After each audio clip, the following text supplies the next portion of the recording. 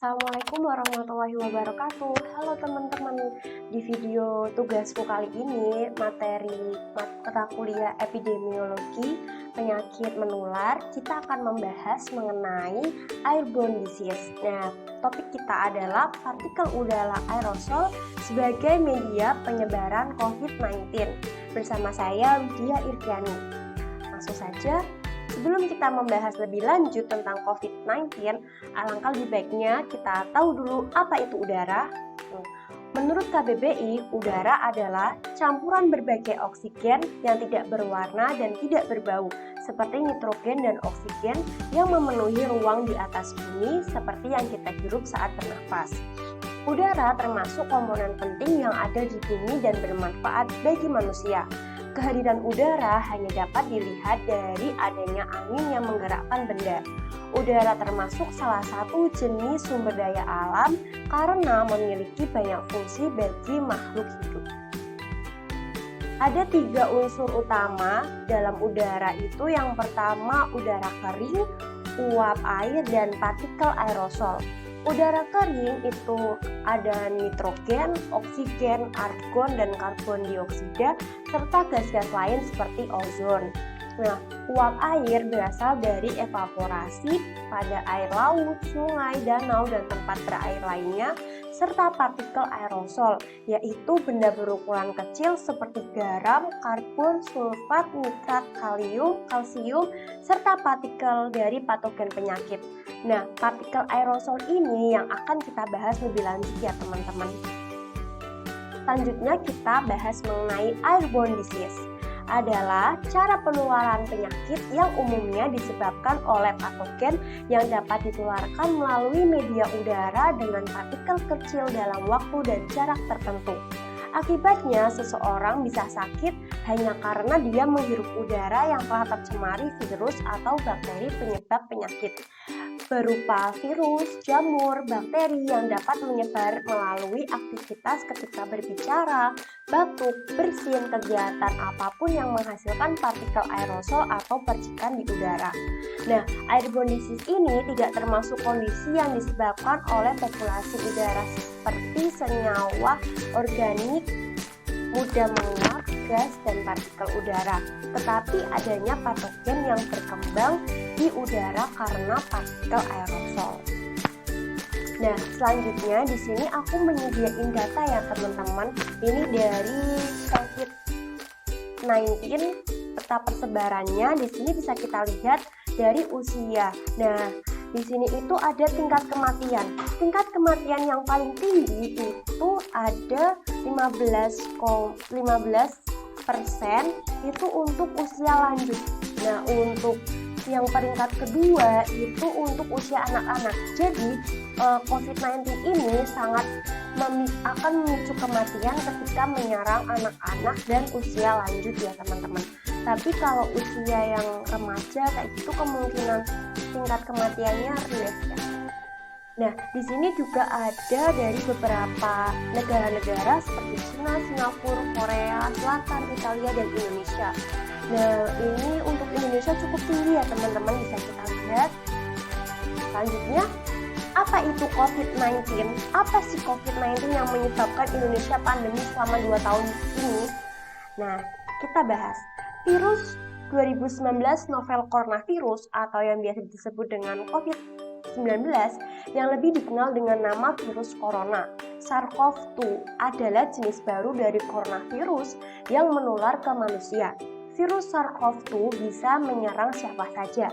Infeksi virus ini disebut COVID-19 dan pertama kali ditemukan di kota Wuhan, Cina pada akhir Desember tahun 2019. Virus ini menular dengan cepat dan telah menyebar ke wilayah lain di Cina dan beberapa negara di dunia, termasuk Indonesia yang menyebabkan pandemi. Coronavirus adalah kumpulan virus yang bisa menginfeksi sistem pernapasan pada banyak kasus. Virus ini hanya menyebabkan infeksi pernapasan ringan seperti flu, namun juga bisa menyebabkan infeksi pernapasan berat seperti pneumonia, MERS, dan SARS. Nah, gejala umum dari virus COVID-19 itu sebenarnya cuma ada 3 ya teman-teman, yaitu demam, batuk, dan sesak nafas. Akan tetapi pada keadaan lain itu bisa terjadi infeksi pernafasan berat, nyeri dada, serta batuk berdarah, bahkan kematian.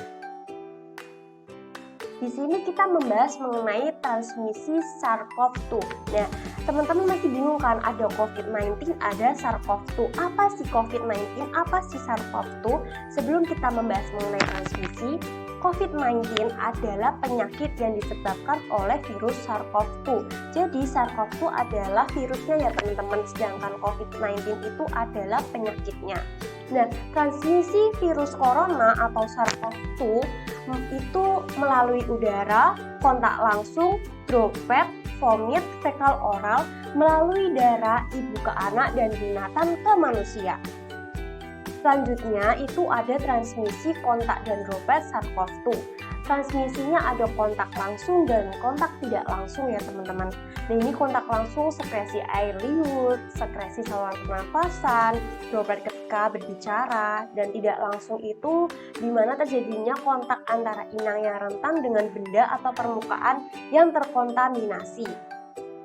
Nah, selanjutnya itu ada transmisi udara SARS-CoV-2. Pembahasan kita yaitu airborne disease, udara. Penyebaran agen infeksius yang diakibatkan oleh penyebaran droplet nuklei aerosol yang tetap infeksius saat melayang di udara dan bergerak hingga jarak yang jauh.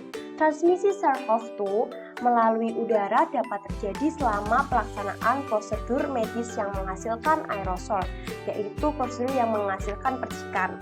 Pemahaman akan fisika embusan udara dan fisika aliran udara telah menghasilkan hipotesis-hipotesis tentang kemungkinan mekanisme transmisi SARS-CoV-2 melalui aerosol.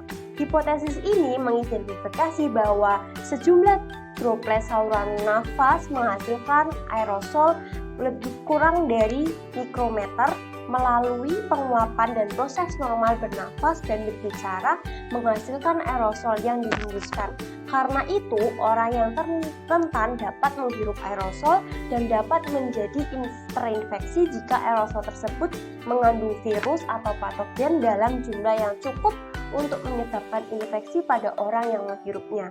Namun, proporsi droplet nuklei yang diembuskan atau proporsi droplet saluran nafas yang menguap dan menghasilkan aerosol serta dosis SARS-CoV-2 hidup yang diperlukan untuk menyebabkan infeksi pada orang lain tidak diketahui. Sedangkan untuk kasus virus-virus saluran pernafasan lain, proporsi dan dosis ini telah diteliti. Suatu peneliti eksperimen mengukur jumlah droplet berbagai ukuran yang tetap melayang di udara airborne selama kegiatan berbicara. Namun, pada penulisannya mengakui bahwa pengukuran ini merupakan hipotesis aksi independen yang belum divalidasi untuk manusia. SARS-CoV-2, sebuah mode eksperimen lain, menemukan bahwa orang yang sehat dapat menghasilkan aerosol dengan cara batuk dan berbicara. Dan sebuah model lain mengidentifikasi angka emisi partikel oleh setiap orang saat berbicara sangat berbeda, di mana terdapat korelasi antara tingkat emisi sehingga tinggi dengan semakin tingginya amplitudo dalam menghasilkan suara. Sampai sekarang, transmisi SARS-CoV-2 melalui rute aerosol yaitu rute airborne disease ini dibenarkan adanya, tetapi belum didemonstrasikan dan perlu lebih diteliti karena kemungkinan implikasi-implikasi dari rute transmisi ini. Jadi untuk virus corona ini memang ada yang dikeluarkan secara airborne disease ya teman-teman, tetapi ada juga yang belum menguatkan seperti itu. Nah, untuk faktor risiko COVID-19 sendiri itu ada 3 ya teman-teman. Yang pertama, orang lanjut usia, ibu hamil, serta penderita sakit. Untuk orang lanjut usia biasanya menderita penyakit bawaan tertentu seperti hipertensi, asma, ataupun diabetes. Nah, itu bisa memperparah keadaan COVID-19.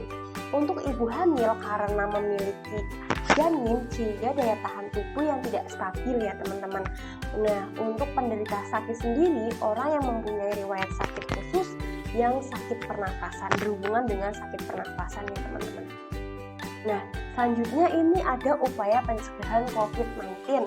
Yang pertama itu ada mengidentifikasi kasus suspek segera mungkin, melakukan tes dan mengisolasi semua kasus dan di fasilitas yang sesuai. Yang kedua, mengidentifikasi dan mengarantina semua kontak erat yang terinfeksi. Yang ketiga, menggunakan masker dalam situasi tertentu, misalnya di ruang publik di mana transmisi komunitas terjadi, dan langkah-langkah pencegahan lain seperti menjaga jarak fisik tidak memungkinkan. Yang keempat, menjalankan kewaspadaan kontak dan droplet untuk tenaga kesehatan, bisa memakai APD dan sebagainya ya teman-teman. Yang selanjutnya itu ada terus-menerus menggunakan masker bagi tenaga kesehatan dan pengasuh yang bekerja di area klinis, sehingga penularannya itu bisa dicegah. Dan yang terakhir, selalu membersihkan tangan dengan sesering mungkin, menjaga jarak fisik, yaitu mematuhi protokol kesehatan ya teman-teman. Nah, di sini itu ada kebijakan pengendalian COVID-19. Ini tuh kebijakannya aku kutip dari Peraturan Menteri Kesehatan tentang COVID-19 tahun 2020. Yang pertama itu ada sering mencuci tangan dengan sabun dan air mengalir, penerapan etika batuk dan bersin, menggunakan masker ketika beraktivitas di luar ruangan, isolasi mandiri ketika ada gejala, pembatasan sosial berskala besar atau pembatasan fisik, dan mengikuti vaksinasi yang dibikin oleh pemerintah pusat. Nah, untuk simpulan pembahasan airborne disease kali ini yaitu airborne disease merupakan penyakit dengan cara penularan melalui media udara, di mana patogen yang ditularkan ada di udara dalam waktu dan jarak tertentu. COVID-19 sebagai penyakit penyebab pandemi termasuk contoh penyakit yang ditularkan melalui udara. Titik di mana bisa secara langsung maupun tidak langsung melalui droplet yang berkembang di udara dalam jangka waktu tertentu. Namun, studi penelitiannya masih berlanjut mengenai aerosol sebagai media penularan COVID-19 yang utama. Banyak gejala yang terjadi saat terpapar COVID-19, seperti flu, sesak nafas, pusing, dan demam tinggi. Akan tetapi, ketika keadaannya diperparah itu bisa menyebabkan kematian. Dengan kita mematuhi protokol kesehatan dan melakukan vaksinasi, termasuk upaya pencegahan dan penanganan COVID-19. Terima kasih untuk teman-teman yang sudah menonton video tugasku kali ini yang pembahasan tentang airborne disease. Terima kasih, sampai jumpa.